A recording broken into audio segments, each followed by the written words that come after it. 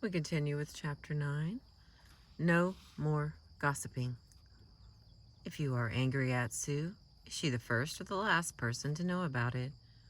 If you're irritated by your father's behavior, do you deal with him directly, or do you go tell your mother? Do you pick up your phone to call your daughter if you are angry with your ex-husband or your son? If you are angry that your coworker is not doing her job, do you tell her directly, or do you talk to her supervisor behind her back in order to express your concern about her work? When two people gossip, they are having a relationship at the expense of a third party. And that's a variation of the triangle. Because triangles lower anxiety, they are not necessarily problematic when they are transient and flexible. When a triangle becomes rigidly entrenched in a family, friendship, or work situation, such as that it interferes with healthy person-to-person relationships, then the connecting legs must be broken. Triangles at work. Suppose, for example, that you are angry at Sue at the office because she takes extra long coffee breaks, and as a result, additional work falls into your lap. You try to talk to Sue about it, but her first response is to get angry and defensive. You then stop Sally in the hallway and invite Sally to agree with you that Sue is selfish and unfair. If Sally listens sympathetically, your anxiety diminishes. Perhaps this helps you to calm down and think more clearly about how to go back to Sue and manage your relationship with her. This would be an example of a transient triangle with no particular cost to anybody. On the other hand, suppose that you and Sally continue to talk about Sue behind her back. This deflects you from dealing directly with Sue to work out the problem. You will feel closer to Sally because of Sue's outside position, and in this way, you deter your anger rather than deal with it. If the triangle continues to persist over time, any one of the following is likely to occur. 1. Sally's relationship with Sue will be influenced by the unresolved issues between you and Sue.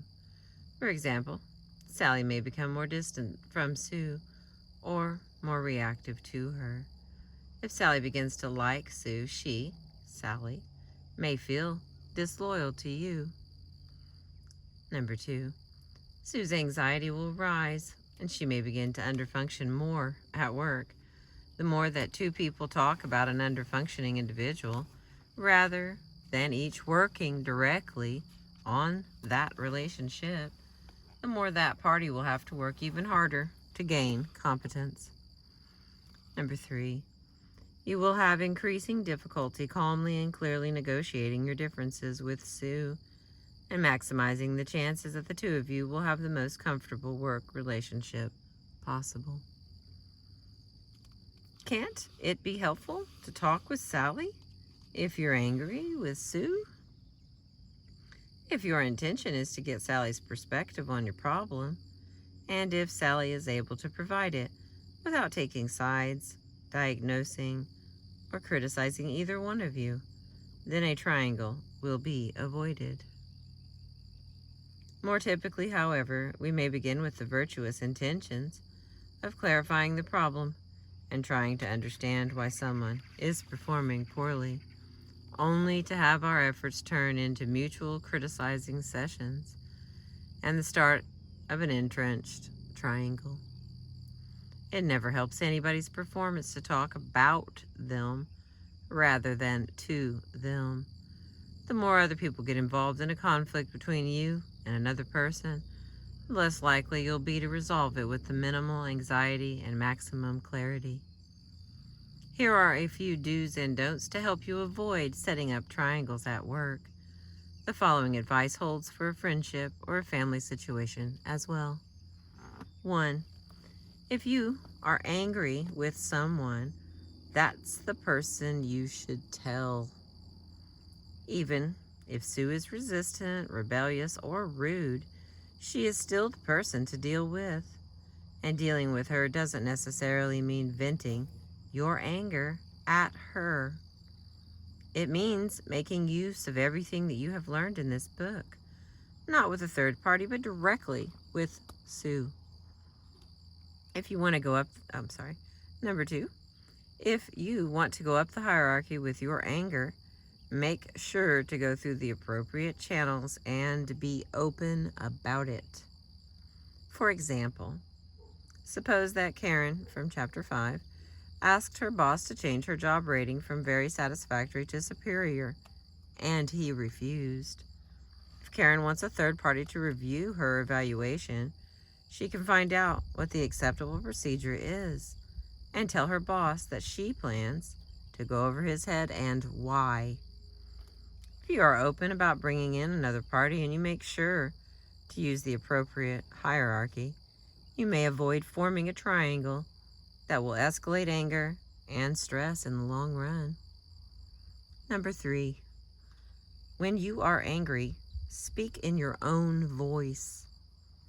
Whether you are addressing a subordinate or a superior, don't bring in an anonymous third party by saying, "Other people think you're difficult to work with," or "There have been some complaints about your attitude." Nameless, faceless criticisms increase anxiety and is neither fair nor helpful. If you have an issue with someone, use the word I. I think, I feel, I want, I am concerned. Let other people speak for themselves. Number 4, avoid secrets.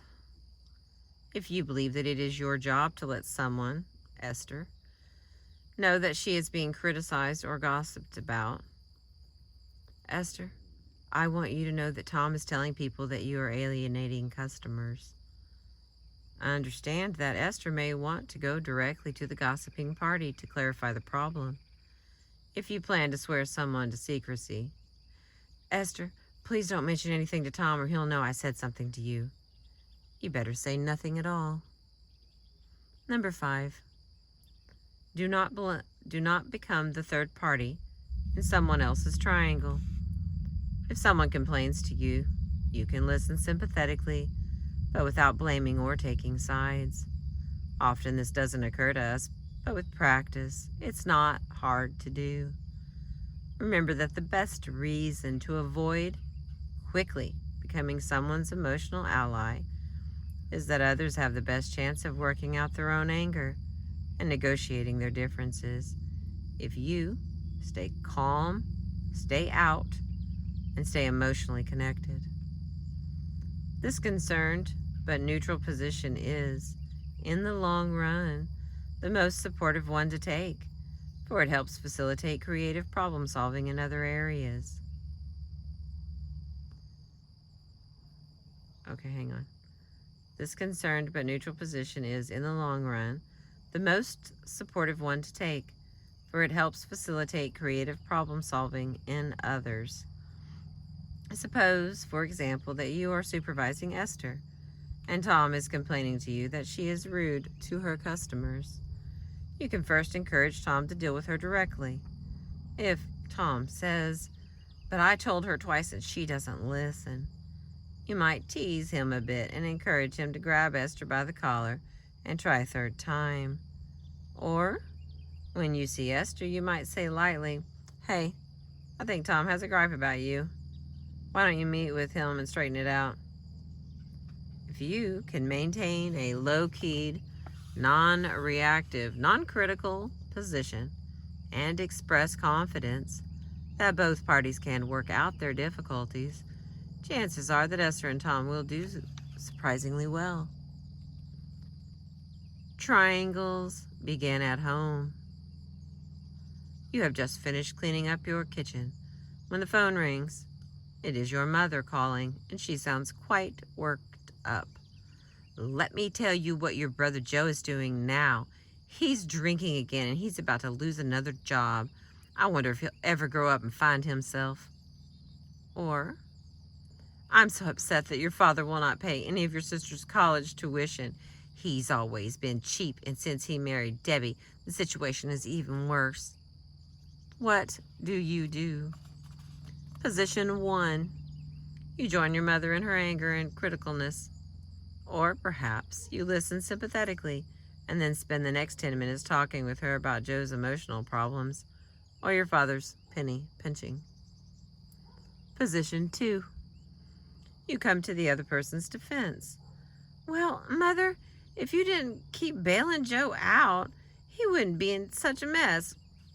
Or, I really don't think you appreciate Dad's financial situation right now.